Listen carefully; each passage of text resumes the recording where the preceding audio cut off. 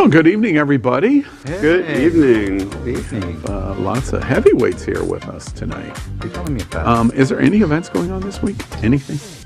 I'm so bored. There's nothing happening. Nothing at all. No. Yeah. Biggest gay party on earth. I'm sorry. Wait, let's make sure we get that soundbite. Peter, there's absolutely nothing going on this week.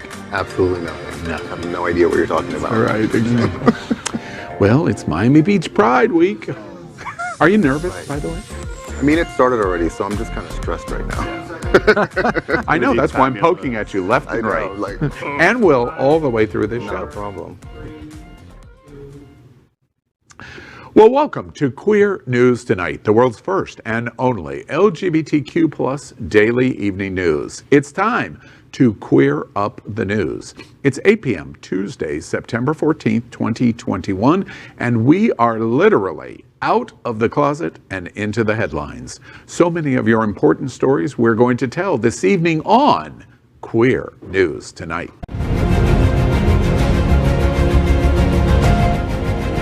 This is the world's first live daily LGBTQ evening news show, literally out of the closet and into the headlines on Queer News Tonight with Al Ferguson.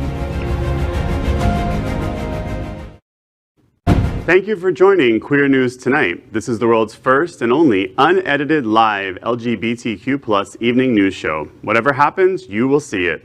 Queer News Tonight is supported by viewers like you. We are part of the Happening Out television network, Hotspots Magazine, and WMEG events. Hotspots is celebrating 35 years of the LGBTQ plus experience. Merged, we bring you the best of LGBTQ plus news, entertainment, and support of our community. This evening, we bring you the news of and a perspective representing the LGBTQ plus community from South Florida, America, and across our planet. I'm your anchor at Queer News Tonight, Al Ferguson. Let's welcome Peter Carey. Peter is an online influencer with over 15 years experience in marketing and the PR field. He is currently the marketing and PR manager for Miami Beach Pride. Peter has sat on several area boards and committees working to push the LGBTQ plus educational agenda. Welcome, Peter. Thank you so much, Al. And let's welcome anchor Jeff Oliverio. He is a founding member and treasurer of the Hollywood LGBTQ Council and a unique community civic organization designed to unite the LGBTQ plus community in Greater Hollywood. He is also a private financial advisor and the current co-chair for the National LGBTQ plus Task Force 25th year anniversary gala. Good evening, Jeff. Good evening, and I'm happy to be here and happy to be coming upon the 25th edition of the National LGBTQ Task Force Gala that will be on October 23rd at the Miami Beach Convention Center. Tickets are available. Go to our website. Let's welcome anchor Victor Diaz-Herman. He is a first-generation Cuban-American advocate, activist, fundraiser, and strategist. He serves as the Chief Executive Officer of Pride Lines, South Florida's oldest direct services agency for LGBTQ people, and a grassroots 501c3 nonprofit organization founded by gay and bisexual youth for LGBTQ youth and their allies.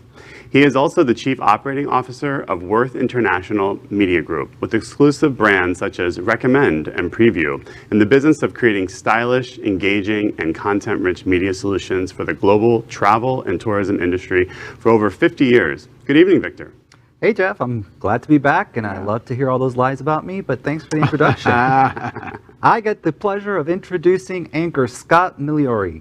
Scott is an attorney and advocate for the trans and non-binary communities. He's the co-founder of Trans Collaborative Network, an organization dedicated to affirming and uplifting the trans and non-binary communities through education, empowerment, and connection.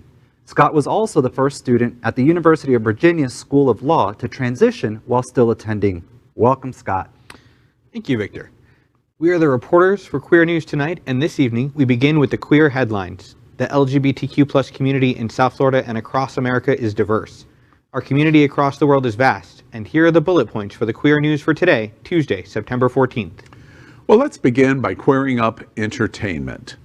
LGBTQ community goes wild over the Met Gala. Watch this.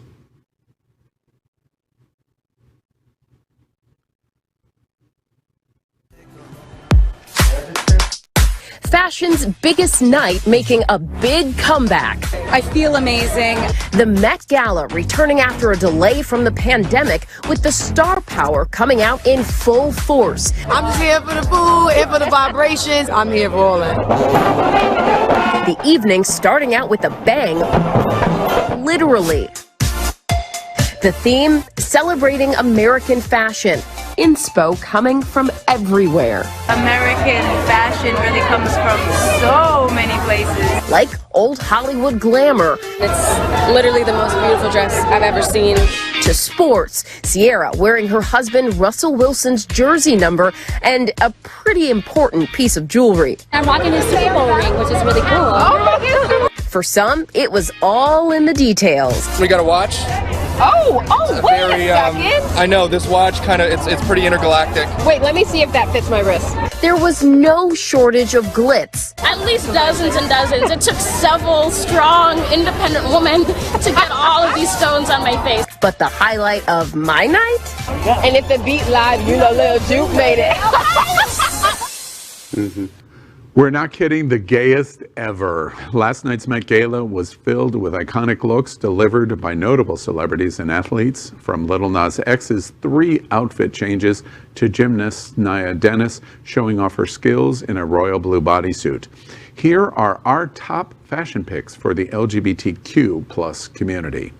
Troye Sivan wore a sexy black dress on the 2021 Met Gala red carpet. We applaud the sleek dress and the leather armband that Sivan said was a tribute to Leatherman and kink artist Mapplethorpe. But we do remind the self-professed bottom that the armband should have been on his right arm, as left means top.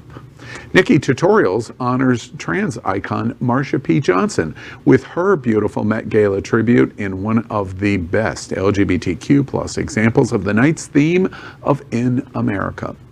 The trans makeup artist and YouTube influencer channeled Marsha P.'s famous flower crown photo with a gown that said, quote, "Pay it no mind," end quote, on the bottom of Marsha's famous catchphrase. Elliot Page hit the 2021 Met Gala in style, his first major red carpet since transitioning. There were lots of new faces at this year's Met Gala, but it was a new kind of first for Elliot Page, and he looked amazing in a stylish Balenciaga suit. Dan Levy's Met Gala 2021 look featured 2 men kissing. The look, designed by Jonathan Anderson, used a map of the U.S. and his home of Canada to create the image of 2 men, apparently across the border from each other, kissing. Dear Evan Hansen's gay lead Ben Platt wore a fantastic vintage suit by LGBTQ plus designer Christian Cohen. But he wasn't the only one wearing one of Cohen's looks. We don't know if she's his best friend, but rapper Saweetie, was our type in a revealing dress studded with more than 10,000 crystals, looking like everyone's drag fantasy. And of course, Lil Nas X proves bigger is better with 3 Met Gala looks. It seems to be the theme here on Queer News Tonight that Lil Nas X always manages to steal the show. Last night he did it again with not 1, not 2, but 3 Versace looks that told the story of his career so far. Watch this. Hello? That was Hey, Emma. Wait! Oh my god, I love you. Okay, that's amazing. You look so incredibly good. Me? Stop it. You're like, I know. Thank tell you. me about it. I know you're probably sick of talking about it because everybody's like, what is it? But tell me a little bit about it. Okay, we wanted to start with like royalty, you know, or like a cloak, you know, like we're in our shell, right? And then we break out of it a little bit more, you know. It's kind of like me when I got into the industry, nobody knew who I was. And then we got the armor, right? It's like I built this shield around myself even though I came out. And then this year I feel like I really came out, you know? Totally. And that's what this represents, like this breakdown into this, you know? It's like Got the my real little you. going right now. I love it. It's so good. Was it like weird taking something off on the carpet? Was it weird? Yeah, I was like, oh, I hope nothing rips and get another SNL moment. Right. But yeah, everything went great. Thank you. Thank you. Well, I mean, Lil Nas X owns everything he does. He's 2 nights in a row has stole the show for sure, and I think his look was incredible, and I love the statement. Leave it to the queen to wear not only one look, but he wants to bring 3 looks. I'm Greedy. here for it. A greedy bottom. Greedy bottom. I think he looked great. There were so many great fashion choices throughout the entire event. Some were just choices. Poor. Ooh. But I'll reserve that. Ooh, that's a little shady. a little shade Shade on there. aisle 1, You know what's Rose. really interesting to me is we have done, my goodness, we kind of make a joke about all of the stories at Queer News Tonight that we're doing on Lil Nas, but that is because he literally is blazing new trails for the LGBTQ community, for the broader American community. I have continued to comment that I watch Lil Nas and the choices of what he is doing, and it reminds me of 1988 to 92 when Madonna was reinventing everything. And it made her a superstar because of the risks that she took.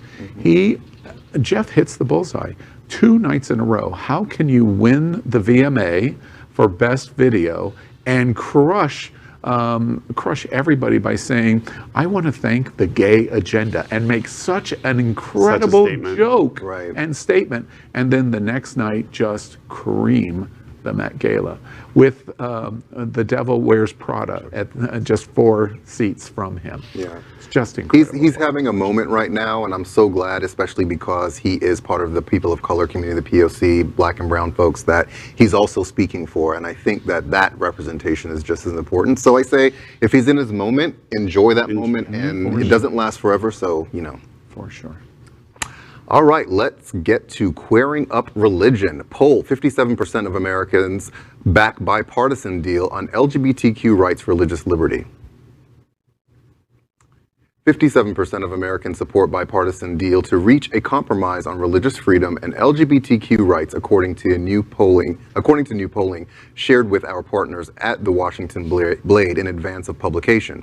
With no hope in sight for the Equality Act, legislation to expand the prohibition on anti-LGBTQ right discrimination under federal law, the poll suggests a compromise alternative, such as the Fairness for All Act, might be the way to go. The poll was sponsored by Alliance for Lasting Liberty, an organization that advocates for a solution along those lines. The poll finds that supermajorities of Americans express strong support for the LGBTQ rights across the board, including healthcare, homeless shelters, and employment. Around 3/4 of Americans polled affirmatively for each on whether they were against LGBTQ discrimination in all areas protected by civil rights laws. I mean, I think by now, 100% of Americans can probably say that they have had interaction with the LGBTQ plus community, and there is a member of the LGBTQ plus community in someone's family. So to me, this poll is actually surprising that it's not more than 57%, knowing that your family, your mother, your father, your uncle, your aunt, your sister could be, you know, subject to this discrimination. Well, and I think important, the statistics of this study is focusing much more on balancing their thoughts on religious rights. The actual support of community is, exactly as you say, much higher. It hovers between 78 and 79%. So you hit the bullseye there. I wouldn't poo-poo the fact that this poll is providing great results. I just think it's terrible that we have a poll, that we have to poll for civil rights. That should not be in question. Right. We're talking about everybody's rights, and that part I feel is important to call out. Well, and I think, we hear the word compromise and it kind of puts the hair on the back of your neck up a little bit because it says we're not going to give you everything that you deserve. And, but, we are facing a Congress that has so many divisive issues to face that if we can get some more rights for our community, I think that is a step forward. And as we know, every step forward is better than the day before. So. Scott, I'm curious, do you find in your advocacy in the trans community, do these numbers surprise you? These numbers don't really surprise me because essentially this polling means nothing. You have asked a bunch of people whether they feel fine giving people rights that have absolutely no teeth whatsoever. Are you okay giving people more rights as long as everyone who wants to discriminate against them can still discriminate against them? I mean, I would go so far as to call this the Fairness for None Act. Fairness for None Act. Interesting. Well, I'll just go ahead and say it, gentlemen. There's a lot of polling going on, and it's making me a little bit. Get off those polls, girls. Now, let's queer up gay culture. By the way, I just have to say it. It's one of the things that is so incredibly magical about the LGBTQ community. This is a super, super, super serious moment in our history, especially in trans rights. But we do the best with it, which is side-eyed and make a joke, because we're going to wear you down eventually, even if it's through laughter. Yeah, we're coming for you. We're coming for you. Speaking of gay agenda, let's queer up gay culture. Many gays and lesbians still don't believe male bisexuality is real. The Advocate reports that new research has provided evidence that systematic biases exist in how we perceive female and male bisexuality. Researchers found that bisexual men were more likely to be viewed as being attracted to men more than women, while the same was not true for bisexual women. They were being viewed as being equally attracted to men and women.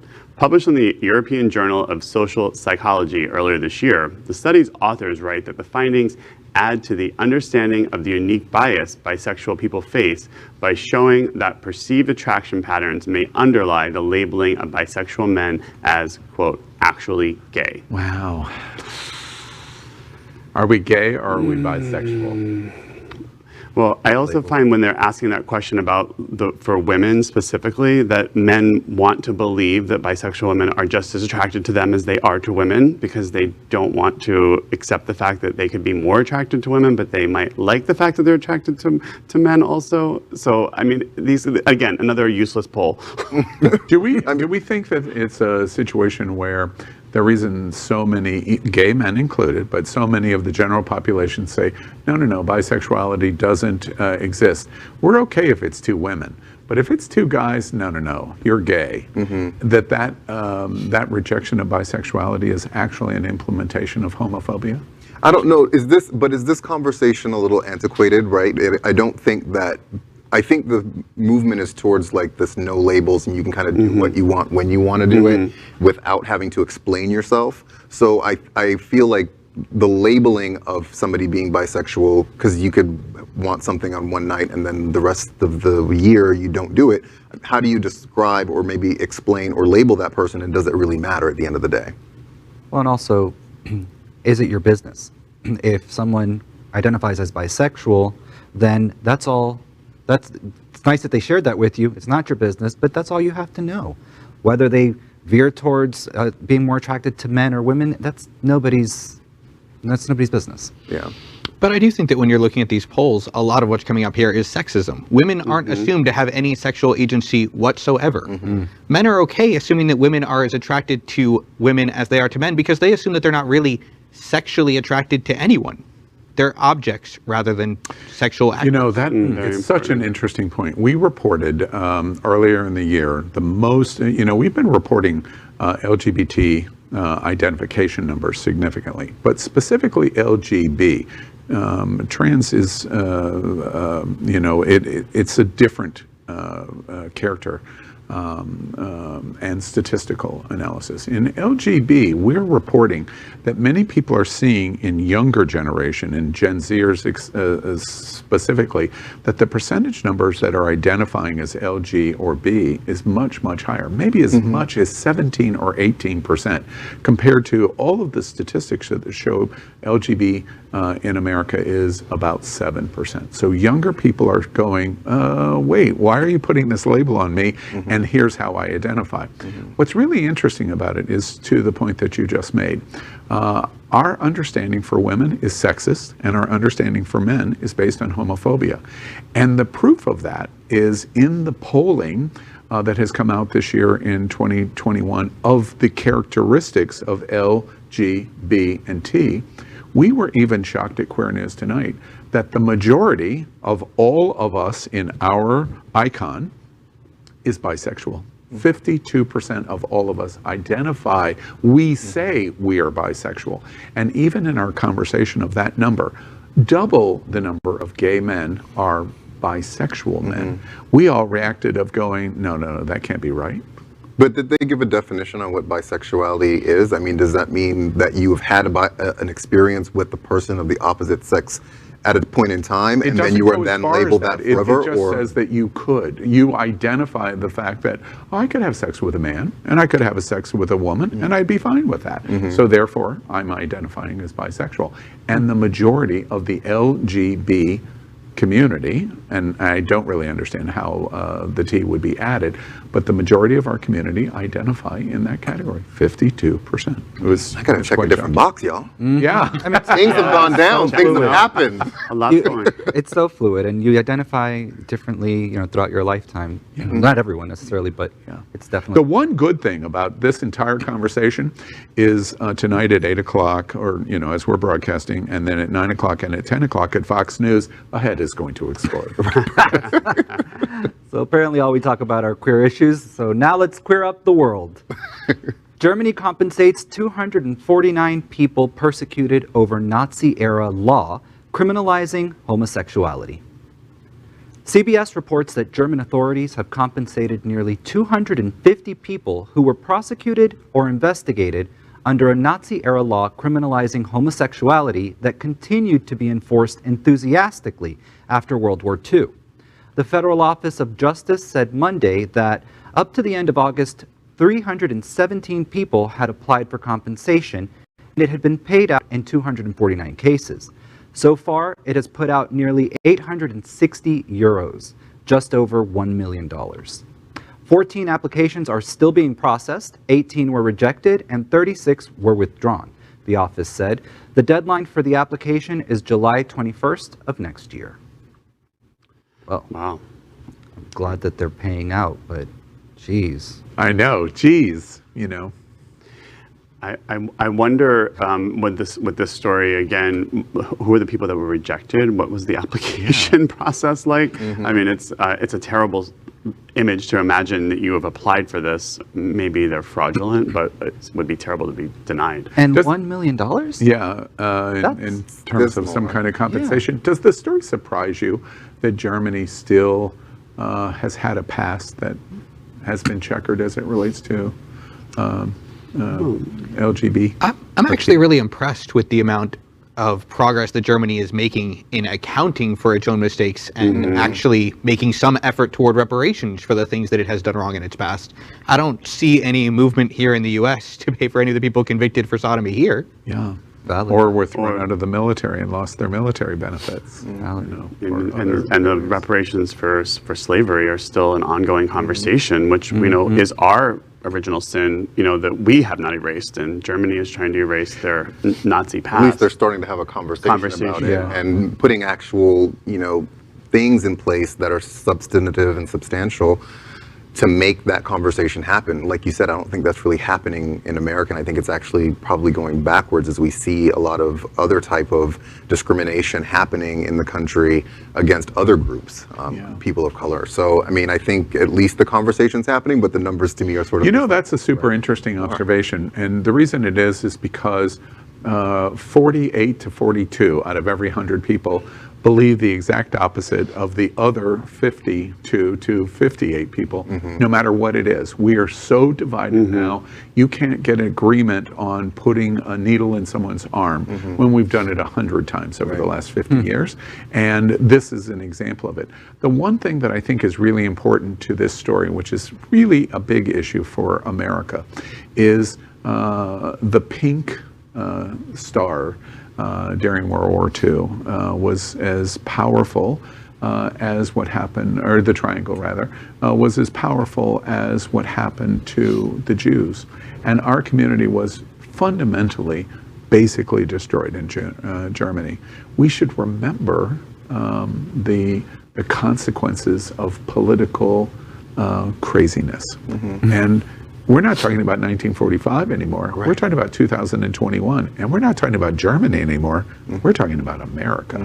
So we should remember and watch what's going on in Germany and apply it to our own lives and politics here in America. Snaps. Yes.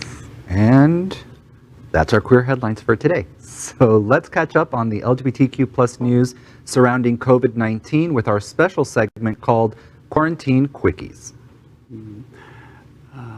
Hi, there we go. Queer News Tonight is reported on coronavirus on every news broadcast since January 6, 2020. Tonight we report that as of today, more than 2,950,000 LGBTQ plus Americans have contracted COVID-19.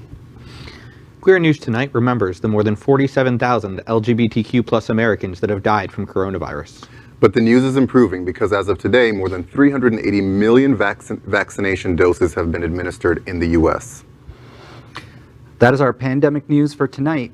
Next, we report on our partnership with Sunshine Cathedral, the world's largest queer church here in Fort Lauderdale.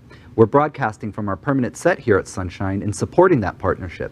Happening Out Television Network broadcasts the largest LGBTQ plus religious live broadcast in the world, as more than 30,000 watch every Sunday at 10:30 a.m. Eastern.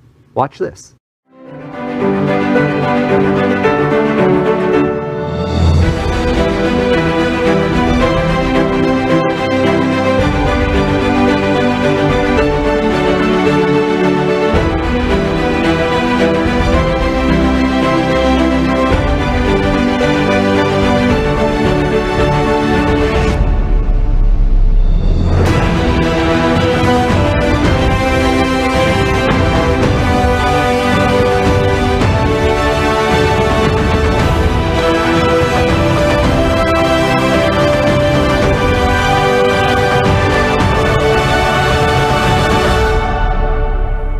Hi, I'm Raji Narayan Singh, transgender activist, author, spiritualist, actress, and reality TV personality. And Sunshine Cathedral is my queer church.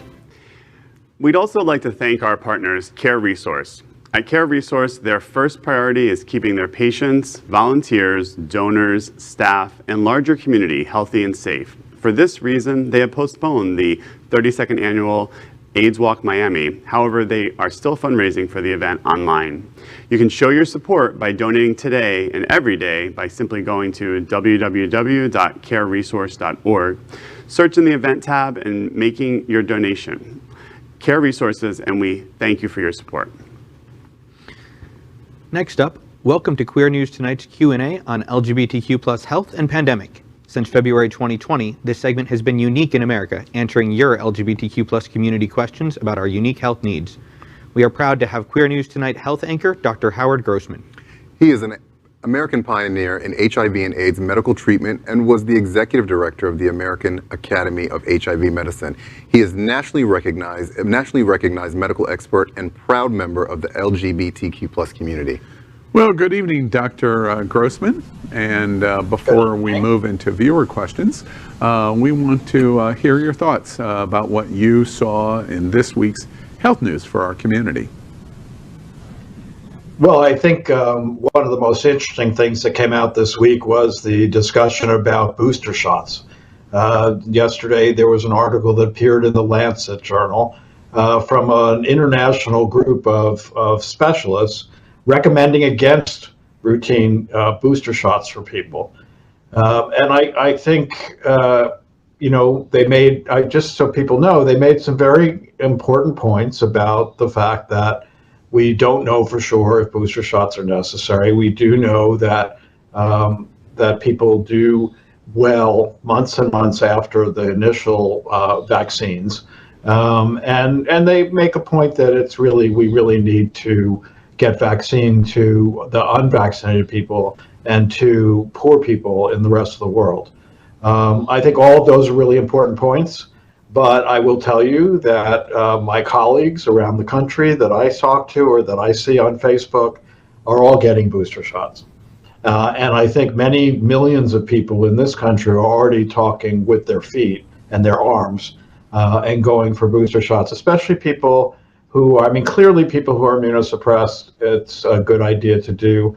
But I think anybody over 65, all the people where the vaccine might not be as effective. Clearly in a place like Florida, where so many are unvaccinated and taking no precautions, I want to have the highest antibody levels I can have, and I'm not waiting for the trials to finish. I think trials are very important for making sure that we do the right thing, but sometimes you have to jump ahead. Howard, I have so many friends that follow this segment in LGBT community, LGBTQ community, and you zero in on the disturbing nature of the Lancet report because it's just being summarized like popcorn as opposed to really diving deep into their observation. Broadly, you've just said that they're saying that the clinical is not absolute in terms of the value of the shots, and you've just corrected it in terms of what most of your medical colleagues are saying. But broadly, the conclusion is that it would be better to use more vaccine around the world among those that are not vaccinated or don't have access, to give them the access to the vaccine.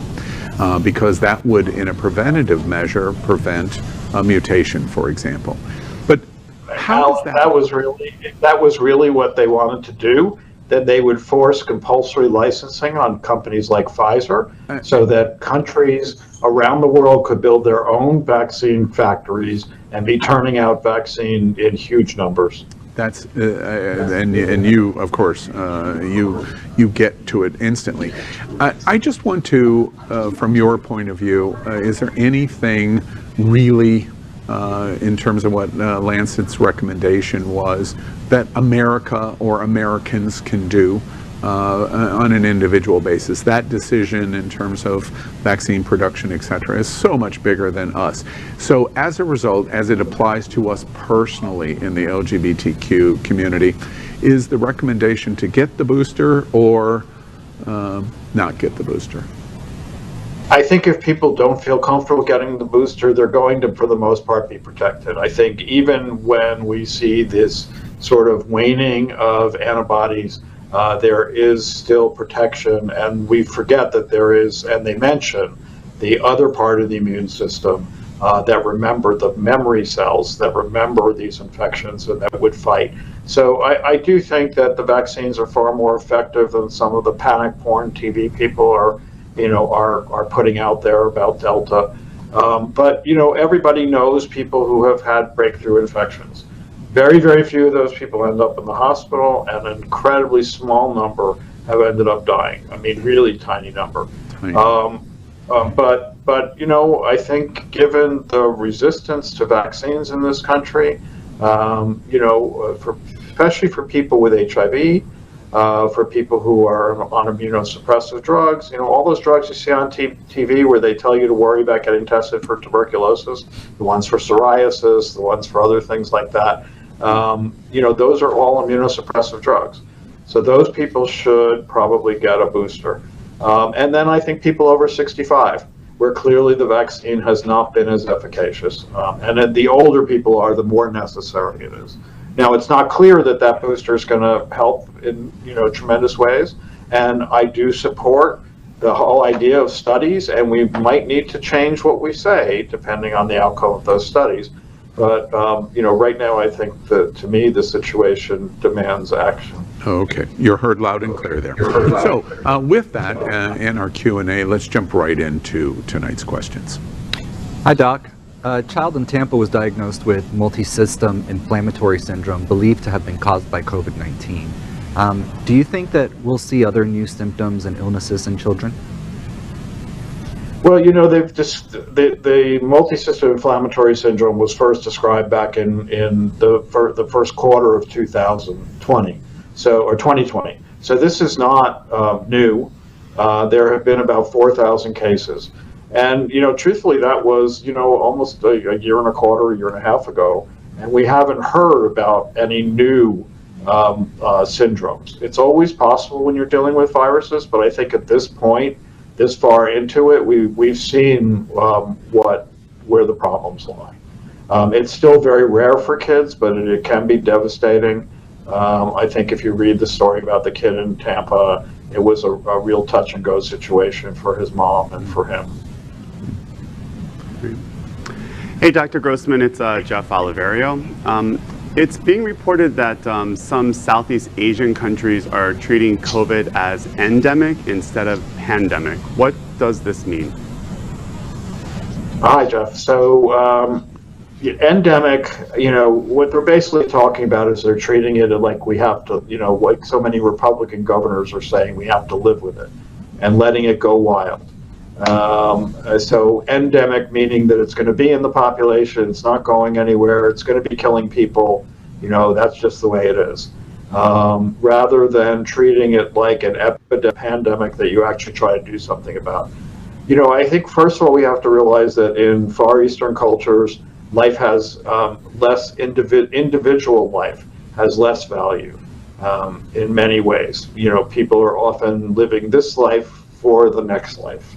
I think we see every day in some of the poorer countries in South Asia and Southeast Asia, millions of people living in poverty, billions of people living in poverty, and just with short lifespans and living with all kinds of disease. So I think there's a very different attitude than I think the way we as Americans feel about that our government feels about our individual lives.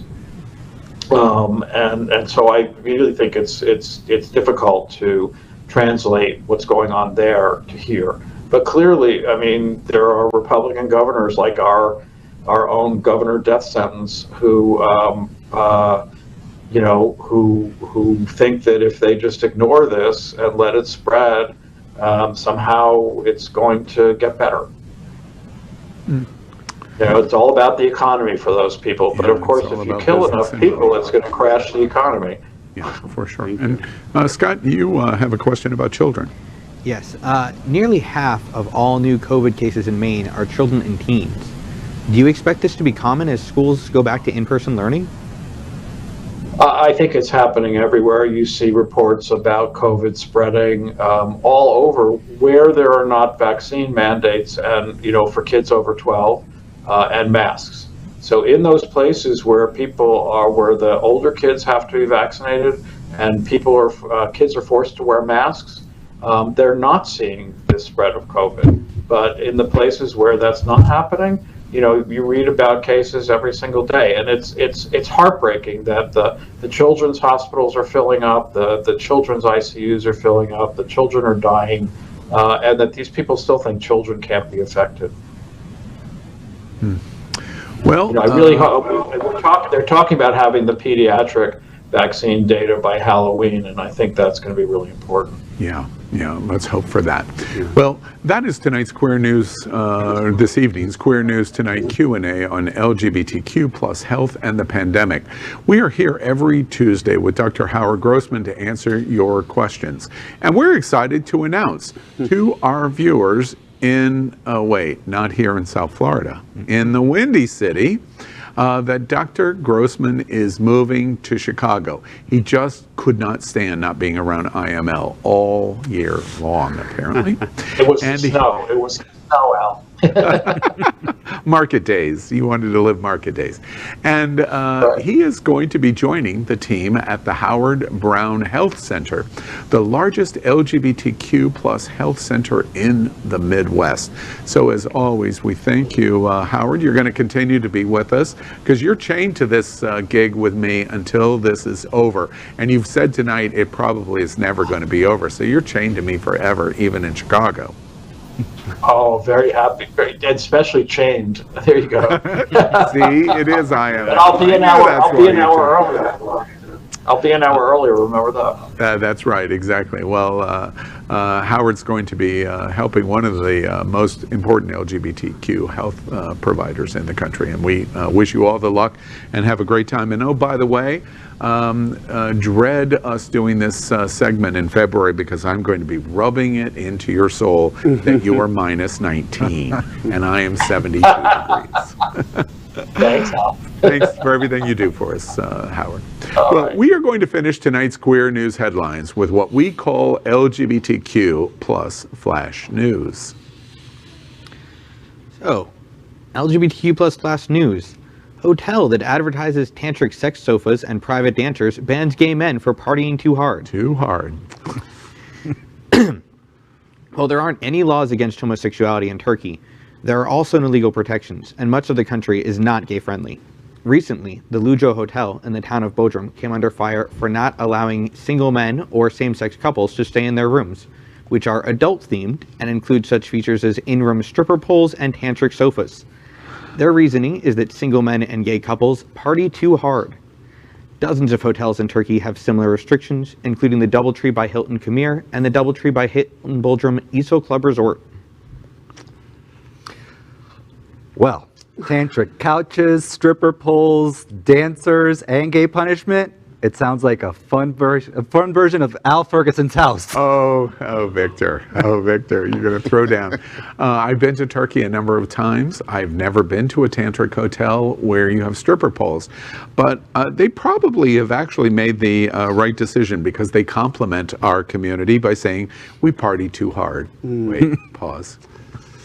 I'd like to speak to a manager, because they're banning gay people. They're going to go out of business in about 2.5 seconds. Yeah. You're done. I have a question for Al. How do you know a tantric sofa when you sit on one? Just questioning that. Man, am I getting the shade tonight. Shade. Oh, well. I mean, I'm probably just going to have to buy my own tantric sofa and stripper pole, and it'll probably be cheaper than a trip to Turkey. Yes, that's true. That's true. No when. Well, LGBTQ plus flash news. Dragula reveals season 4 queens in including shocking Drag Race alum. The glamour, fashion, and beauty of RuPaul's Drag Race aren't anything like what you'll see when season 4 of the Boulet Brothers' Dragula premieres on October 19th on Shudder. 1 part drag, 1 part theatrics, and 1 part Fear Factor, Dragula isn't like other shows and features creepy queens like Formaldehyde, Coco Kane, and my favorite, Sigourney Beaver, who would even send Sharon Needles running in fear. This season, however, does feature a queen familiar to RuPaul's Drag Race fans, as the cast is being joined by drag chameleon and Florida native Jade Jolie. From playing Taylor Swift on season 5's Snatch Game to being in Taylor's You Need to Calm Down music video, it'll be interesting to see the scary side of Jade. Watch this. Meet our monsters.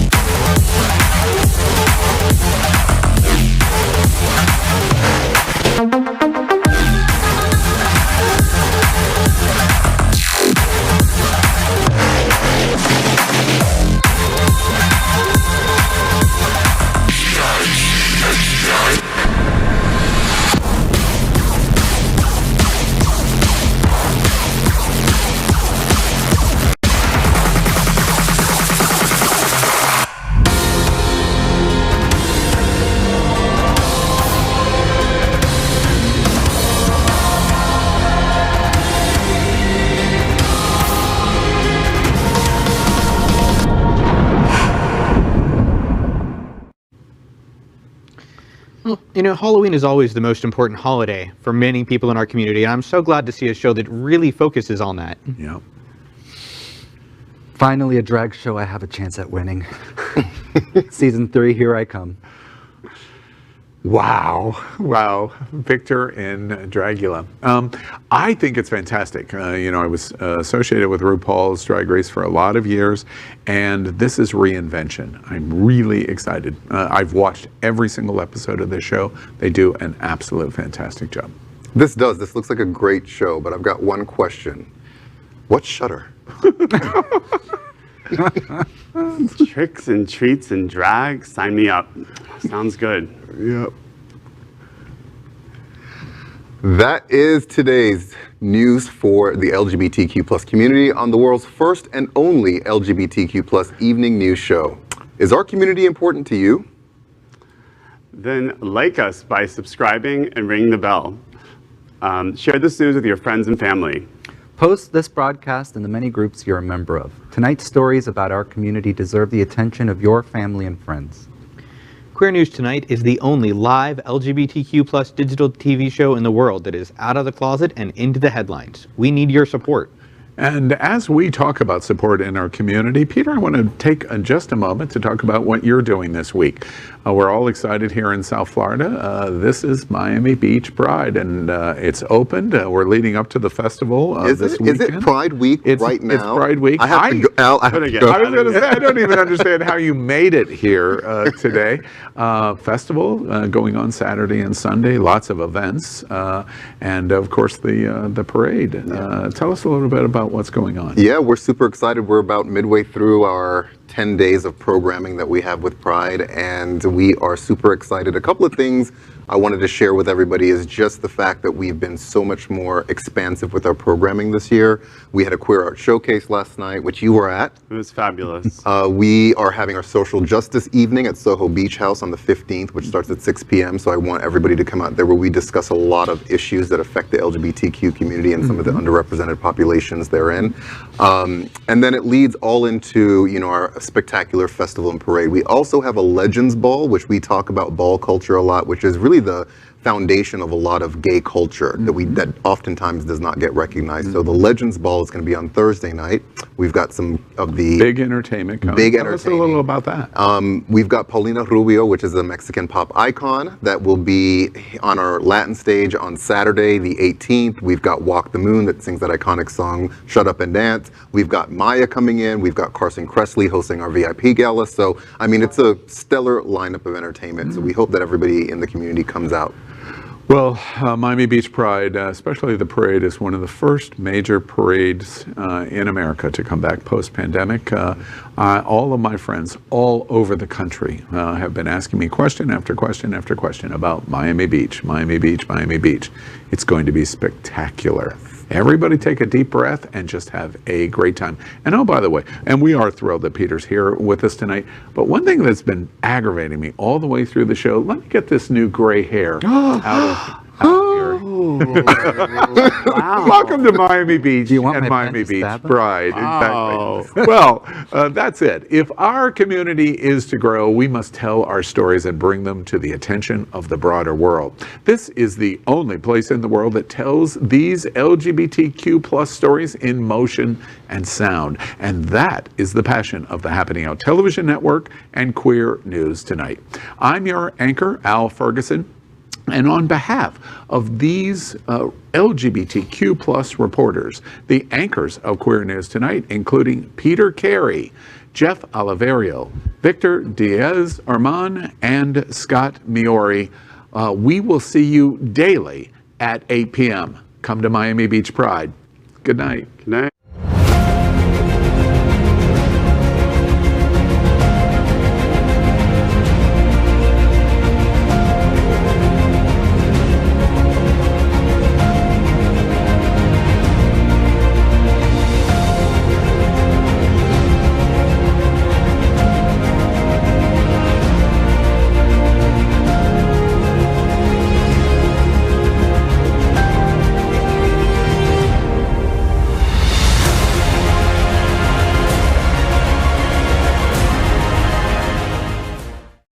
LGBTQ plus news is vital for our community and for the broader world as a whole. We have enough enemies at Fox News. Tucker, Sean, and Laura are loud.